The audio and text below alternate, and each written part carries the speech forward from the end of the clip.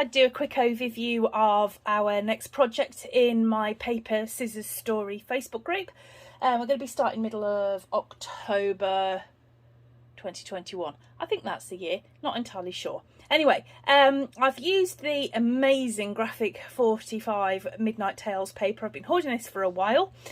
And with good reason, because it's just so nice, and cutting into it has been a real issue, but I'm really pleased with the book, which, you know, makes a change. So let me show it to you. It's quite big. It's 10.5 by 11.5 inches, I think. Let me just double check that.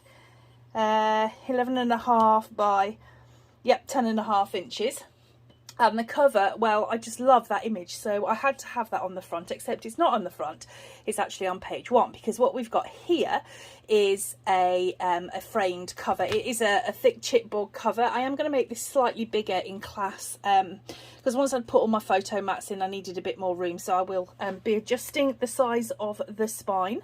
But what we've got here, as I said, is this, let's see if I can do it without wrecking everything, this opening up, framey cover here. And then page 1, what I've done is I've taken the image off the 12 by 12 papers and I've fussy cut little bits and pieces and layered them up. Like those stamps just cry out to be layered up. My witchy lady here, she's layered up, and then I've got the pumpkins and this lovely trick or treat banner here.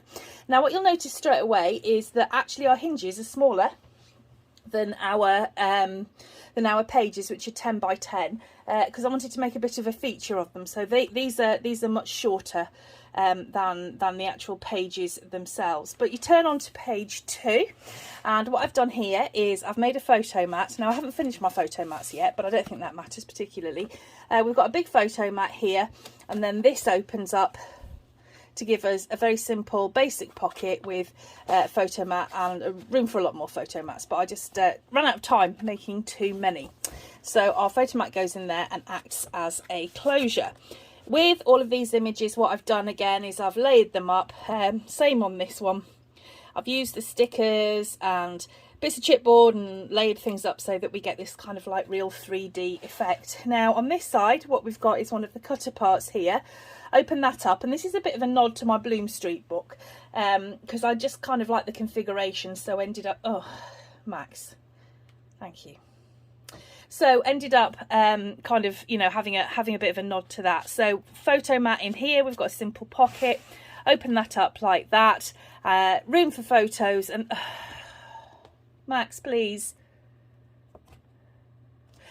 We've got these two little pockets here, which I said are very much a similar configuration to what we've got in the Bloom Street books. Just let me get this piece of wire out of the way. Okay, so thanks Max.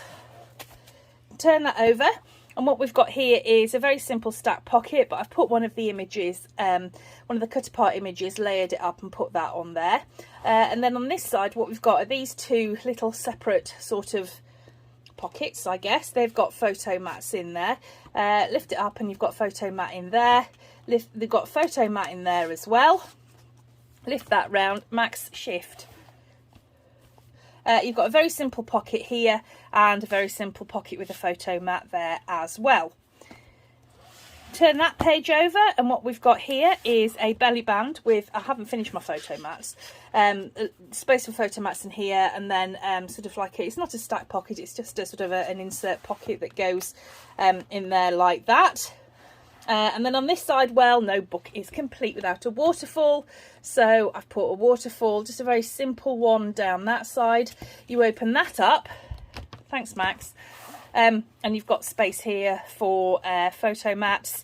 Here you've got two separate pockets. They are glued down, but you've got two separate pockets here and two separate pockets here, so that you've got room to put photo mats. But like I said, they are actually separate, even though they don't look it.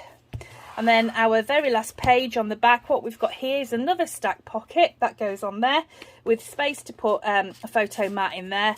Open that up, we've got space for photos here, and then a stack pocket here, but this one's a little bit different because that goes the other way to the one that we've just done. So you've got a simple pocket across there that goes all the way, but those two are separate pockets that go that way so that you can put your photo mats in them. And that is the book. There's space for loads of photos in it, to be honest.